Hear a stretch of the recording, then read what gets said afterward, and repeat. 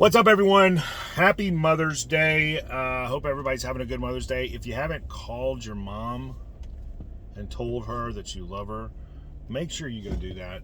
Your mom has done a lot for you, believe it or not. I didn't realize this until I had my own child a couple of months ago and watched my wife, everything that she has to do. It's a lot. So call your mother and tell her Happy Mother's Day, and you thank her for everything that she's done. I know that I've done that for my mom. So anyway, so your NFTs aren't safe. That was the title to this video, and I'm going to tell you why. I did a poll on Twitter, and if you haven't followed me on Twitter, make sure you do so. NFT_Justin, NFT_Justin. That is my Twitter, link in the description. I did a poll saying what kind of market are we in, and the options were bear, bull, and just for fun I put goat, but for whatever reason goat almost won. It was like neck and neck for a long time, and yeah, goat almost won, but inevitably bear did win. Bull, it's obvious we're not in a bull market according to you guys. That got very little votes, so I think everybody kind of knows we're in a downturn here. And I just kind of want to talk about what that means if we are in a bear market when it comes to the NFT space. Does it mean not to go and invest in NFTs and new projects coming out? No, doesn't mean that. Does it mean you should cash out everything and just, put all your money back into the bank? No, it doesn't mean that either. For me, anyways. So, the things that I've done. First, let's talk about what a bear market will do to the markets and kind of what I've seen before. So I was around last cycle, 2017, 2018, during the big ICO craze. And during that time, there was a lot of euphoria and thinking that this was it. Crypto is the future, and no going back, and we have won, right? Like that was the kind of sentiment and thought process going through people's mind. Finally, the little guys are about to take over the world and all that stuff. Well, that didn't happen because January of 2018, when the massive correction happened, and for the next year after that, year and a half after that, there was a lot of blood in the streets. Projects were bleeding out left and right, even though the motto was like hodl, hodl, hodl. Everybody's supposed to be hodling for the cause. Projects were bleeding out, and then the poor souls that hodled at the end, me, they lost all of their investment. Their investment went to zero, and then the projects never came back. Now that's kind of what I want you to focus on there. The projects never came back. They died on the vine. They shriveled up. The money ran out, the interest ran out, and the team ran away. Basically, is kind of what that meant. So about 95% of the projects did that, I think. About 90 to 95% of the projects did that. So let's kind of put that math together into this market, into this NFT space. What does that mean for your NFTs? Well, for me, what I've been debating here for the last few months is what will a bear market do to NFTs? And no one really knows. No one knew what it was going to do. We haven't seen an NFT market in a bear market yet. We didn't see that last cycle. But we're starting to see kind of what's going to happen. We've seen projects like Bored Ape Yacht Club hit around 150, 140 E4. Now we're sitting at around, I think, 100. So we've already corrected quite a bit. Probably a lot more correction to come as far as that goes. Mutant Ape, same thing. They were around 43 Ethereum ETH floor. Now they're sitting at around 20. I personally believe we're going to see 15 to 10 Ethereum floor for the Mutant Apes at some point. I don't know when it's going to be. It's not going to be tomorrow or the next day, but it's going to happen. But those are considered blue chip projects.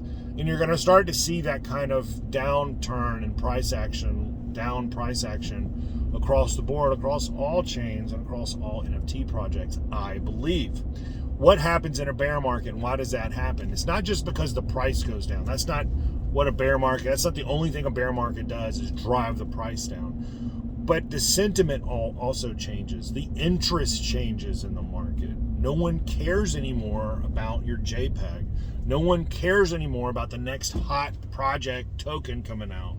The interest is gone. People have lost money and they're pissed. That's the truth, right? So the sentiment of a market is not just fear and greed anymore. It's also indifferent. They don't care.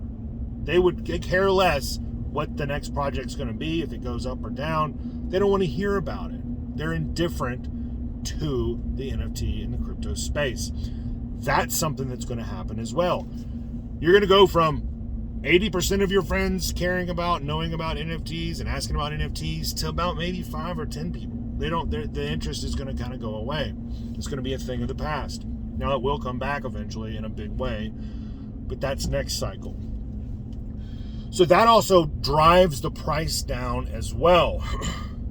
When your money and investment is sitting in NFTs, just like when they're sitting in an altcoin, they're sitting in a volatile asset, and the volatility is happening 2x what it should be happening. So let's say you're buying a project with Ethereum, and let's say the floor is 5 ETH. It's a 5 ETH floor. Bear market starts to happen. The price of Ethereum is going down, as well as the floor price of your NFT project. So not only are you losing the floor price value, but you're also losing the dollar value of Ethereum. So you're losing your Ethereum, and you're also losing the dollar value to Ethereum.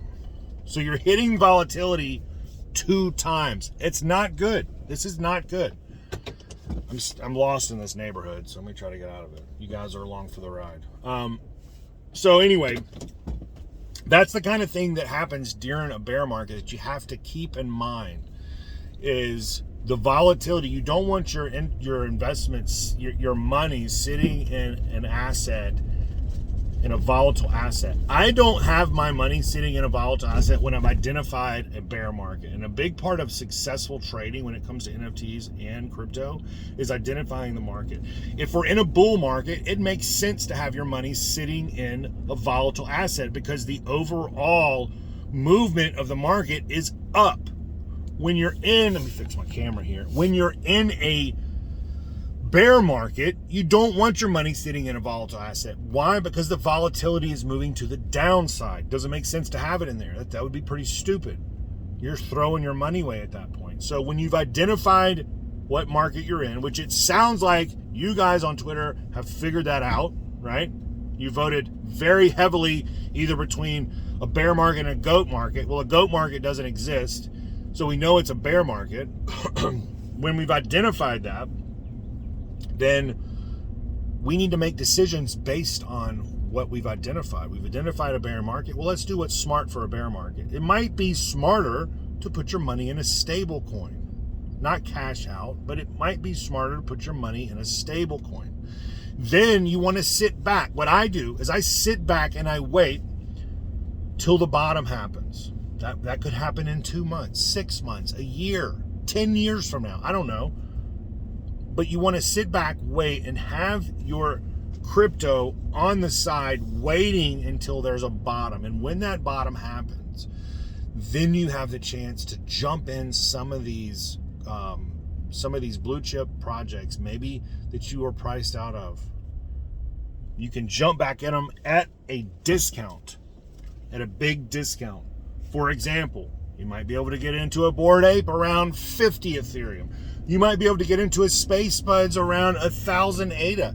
And your ADA is going to be half off as well. So you're getting a discount 2 times. You might be able to get an Art Punk for pretty cheap if you're already priced out of those on Solana. So those are the kind of moves that smart money makes, is they identify the market that they're in.